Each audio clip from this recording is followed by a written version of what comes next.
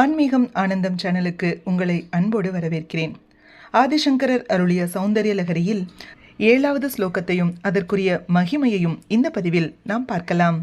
இந்த ஸ்லோகத்தை துதிப்பதால் எதிரிகளை எளிதில் வெற்றி கொள்ள முடியும். சத்ரு பயம் நீங்கும். ஸ்ரீ குருப்யோ நமஹ. க்வனத்காஞ்சீதாமாம் கரிகலபகும்பஸ்தனனதாம் பரீக்ஷீணா மத்யே பரிணதசரச்சந்திரவதனாம் தனுர்பாணான் பாஷம் ஸ்ருணிமபி ததானா கரதலைஹ புரஸ்தாதாஸ்தாம் நஹ புரமதி துராஹோ புருஷிகாம். இந்த ஸ்லோகத்துக்குரிய தமிழ் விளக்கம். உபாசனைக்கு ஏதுவாக இங்கே தேவியின் வடிவம் வர்ணிக்கப்படுகிறது.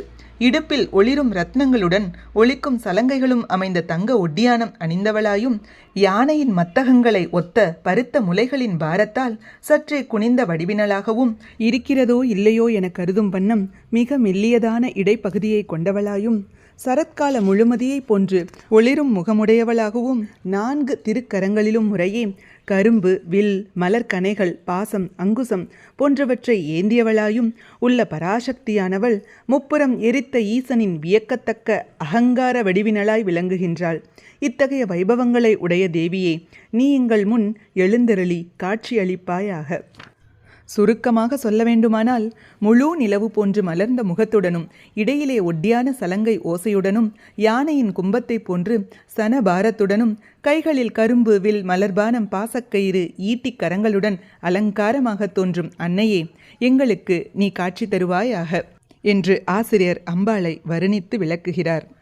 இந்த ஸ்லோகத்தை துதிப்பதனால் எதிரிகளை எளிதாக வெற்றி கொள்ள முடியும்.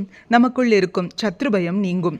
இந்த ஸ்லோகத்தை சேவித்து அம்பாளுக்கு நைவேத்தியமாக பால், பாயாசம், அன்னம் ஆகியவற்றை படைக்க வேண்டும். இதுபோன்ற ஸ்லோகங்களுக்கும் ஆன்மீக விஷயங்களுக்கும் மறக்காம நம்ம சேனலை சப்ஸ்கிரைப் பண்ணிக்கோங்க.